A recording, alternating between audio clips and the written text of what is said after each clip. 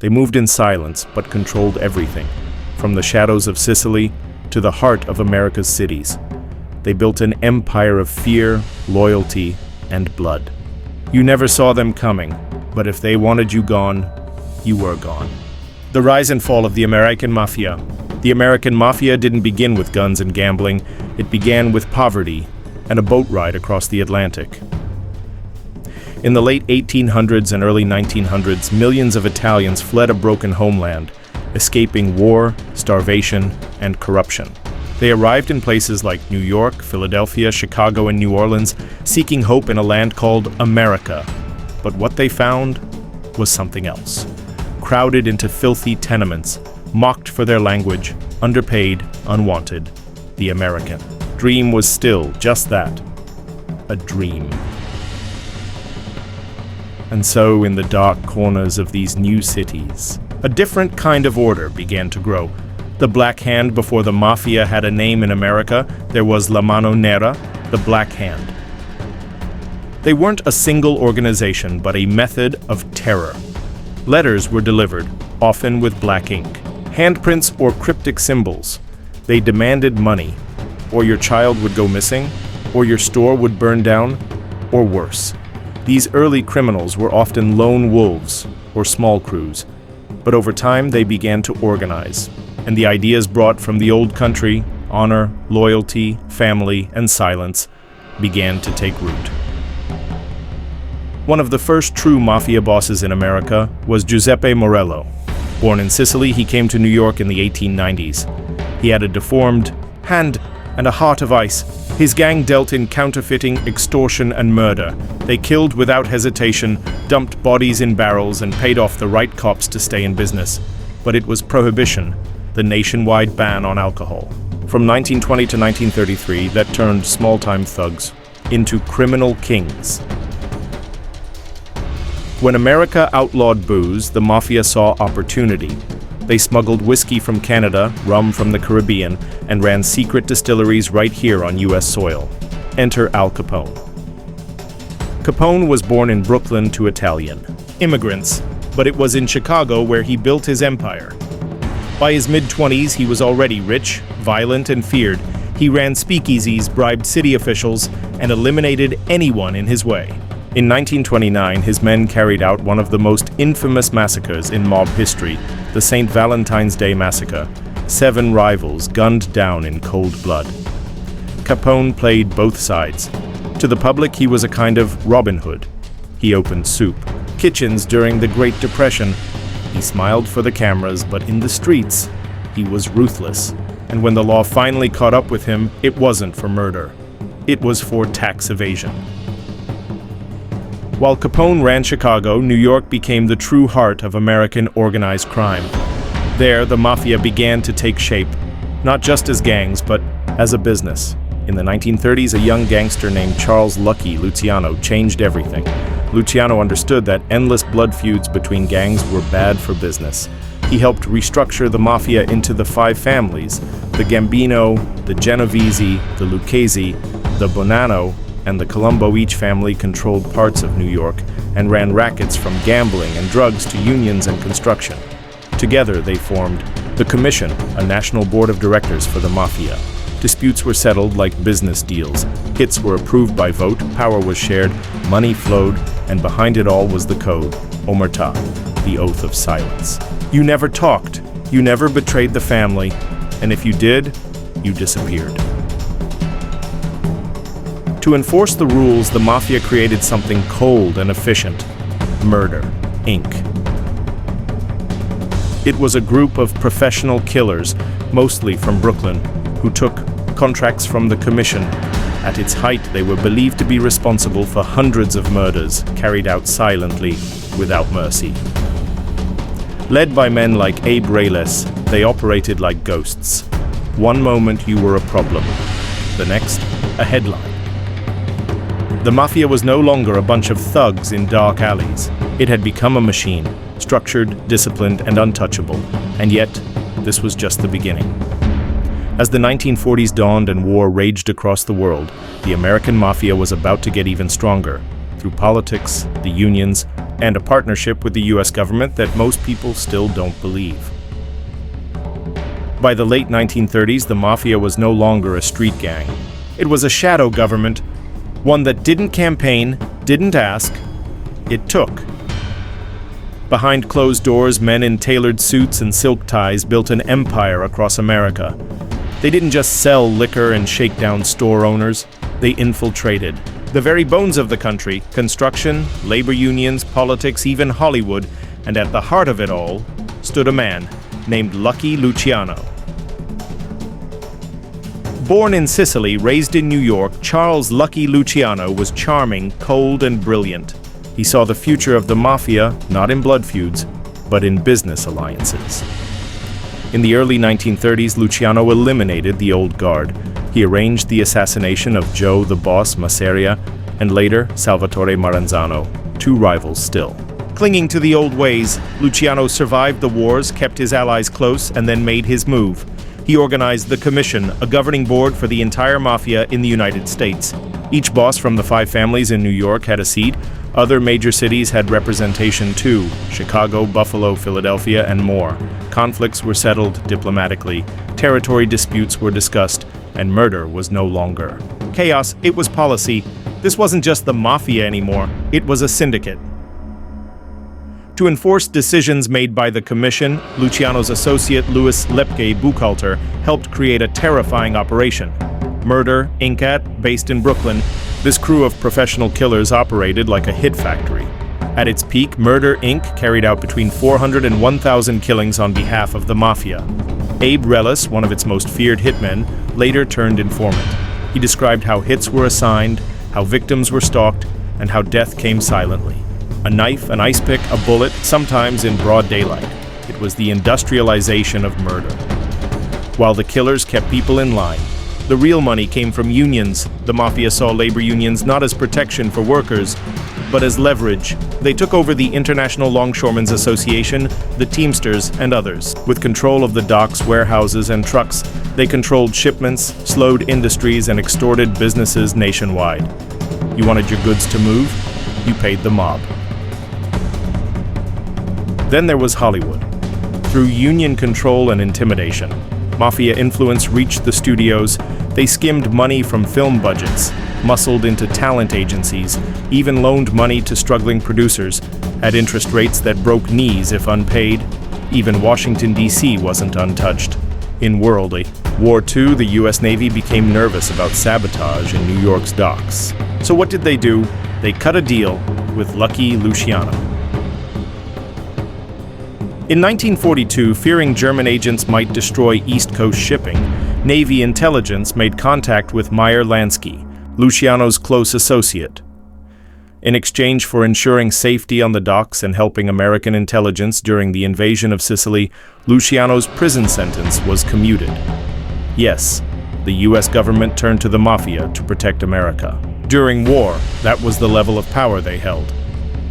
No story of the National Crime Syndicate is complete without Meyer Lansky. Born in Poland, Jewish and razor-sharp, Lansky was Luciano's most trusted financial advisor. He understood money, how to move it, clean it, multiply it. Lansky helped build the Mafia's casino empire, first in Havana, then later in Las Vegas. He created complex webs of offshore accounts and used legitimate businesses to hide criminal profits. He was calm, quiet, and invisible. Exactly how he wanted it. Lansky proved that brains could be just as dangerous as bullets. While Luciano and Lansky worked in the shadows, Frank Costello stepped into the light. Known as the Prime Minister of the Underworld, Costello wielded political power like no other mobster. He had judges, congressmen, even mayors in his pocket. He controlled slot machines in Louisiana, political machines in New York, and was seen in public with powerful figures. He wasn't flashy, he was strategic. And for a time, he was the most powerful Mafia figure in America. But that power would not last. As the 1950s arrived, cracks began to show. New faces wanted more power. Old bosses became too visible. Law enforcement was beginning to wise up, and America, now thriving after the war, wasn't willing to look the other way anymore. Then came 1957, the year everything changed. For decades, they ruled in the shadows, but in 1957 the Mafia made a mistake. They gathered. And the world saw them for what they truly were. Not myth, not rumor, but an empire of men, money, and murder. November 14th, 1957, a quiet home in Appalachian, New York. Dozens of expensive cars pull into the driveway of mobster Joseph Barbara's estate. Inside, more than 100 top mafiosi from across the United States, bosses, underbosses, capos, had gathered to discuss business, succession plans, territory disputes, and the heroin trade. But outside, the cops were watching. Acting on a hunch, a New York State trooper had set up a stakeout. When the mobsters realized they'd been discovered, chaos broke out. Expensive shoes trampled flower beds as they tried to flee into the woods. Dozens were arrested, many more escaped, but the damage was done. The newspapers exploded. For the first time, the U.S. government could no longer deny it. A nationwide crime syndicate existed. The Mafia had been real all along, and it had just made a very public mistake. By the 1950s and 60s, the Mafia had found a new frontier, Las Vegas. What began as a dusty gambling town exploded into neon lights and high-rolling dreams, powered by mob money. Using Teamster pension funds, Mafia-linked investors built glittering casinos like the Sands, the Stardust, and the Flamingo. They ran the floors, rigged the books, and skimmed millions off the top, all in cash, all off the record. Out front were the tuxedos and the showgirls, but behind the curtains, men like Mo Dalitz, Bugsy Siegel, and later Tony Spilotro enforced the rules, quietly or violently, depending on the need. The Vegas story was the American dream, funded by American crime. As the 1960s dawned, the Mafia's power reached strange new heights, including the corridors of Washington, D.C. There were whispers, some still debated to this day, that Mafia bosses helped John F. Kennedy win the presidency, that they used their control over union votes in Illinois and West Virginia to sway the election. Why would they do that? Because of his father, Joseph Kennedy, who had old ties to bootleggers and mob financiers, and because JFK's brother, Robert Kennedy, was still just a senator, not yet the Attorney General, but after JFK was elected, things changed. Robert F. Kennedy became Attorney General in 1961, and he declared war on the Mafia. Wiretaps, surveillance, prosecutions, grand juries, no one was safe. The betrayal, if there ever was an alliance, was swift. Meanwhile, in Cuba, the Mafia had also lost big. For years, men like Meyer Lansky had run Havana's casinos, protected by dictator Fulgencio Batista. But in 1959, when Fidel Castro took power, the casinos were seized and burned, billions in mob investments gone. In response, some say the Mafia was approached by the CIA to assist in covert operations to assassinate Castro. Poison pills, snipers, exotic plots straight out of spy movies. Nothing worked. The Mafia had lost Havana. And now they were losing America too. Then came the next blow, Joe Valachi. In 1963, this low-level soldier in the Genovese family broke the sacred code of silence, omerta, and testified before Congress.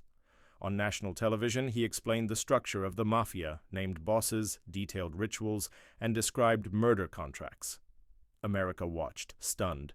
For the first time, the Mafia had a face and a voice, not in fiction, but in fact. J. Edgar Hoover, who had long denied the Mafia's existence, now faced pressure to act. The FBI expanded its operations, created special task forces, and began to track and record every made man they could. The tide was turning. In the late 60s and early 70s, the Mafia still held massive influence. They still made money, from narcotics, construction scams, gambling, and loan sharking. But the golden age was over. The FBI was now listening, and inside their own ranks. The seeds of betrayal were beginning to grow. The bosses had become famous. Too famous. Their faces were in newspapers. Their names whispered on every block. And in the underworld, fame is dangerous. More and more, old loyalties began to fray. New faces wanted the throne, and law enforcement had a new weapon, one that would change everything. It was called the RICO Act. The Mafia once thought itself untouchable. It had outlived prohibition, survived war, buried its enemies, and made kings of killers, but power creates pride, and pride is the beginning of the fall. In 1970, Congress passed a law that would change everything for organized crime. The Racketeer Influenced and Corrupt Organizations Act, RICO, gave federal prosecutors a powerful tool: the ability to charge an entire criminal organization for the crimes of its individual members. No longer did you need to catch the boss pulling the trigger, you just needed to prove he gave the order. Wiretaps, testimony, ledgers, surveillance. If one soldier talked, the whole family could fall. In the old days, no one flipped, you took the prison time.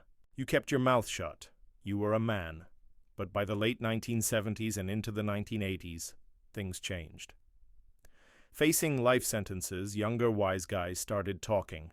The code of omerta, silence, began to crack.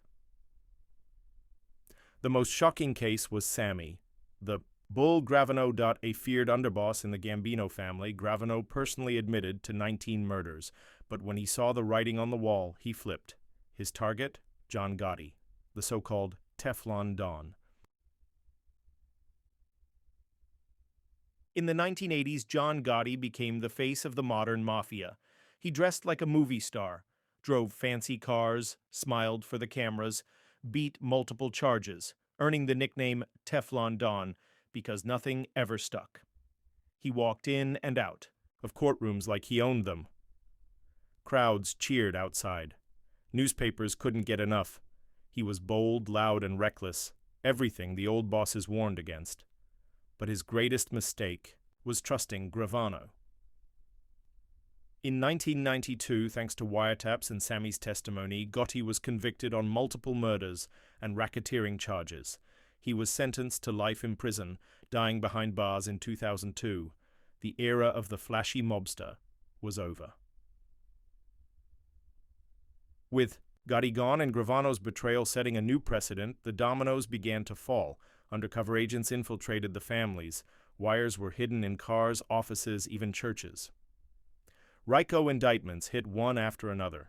In Chicago, the outfit was gutted by Operation Family Secrets. In Philadelphia, Nicky Scarfo's brutal reign ended in betrayal and blood.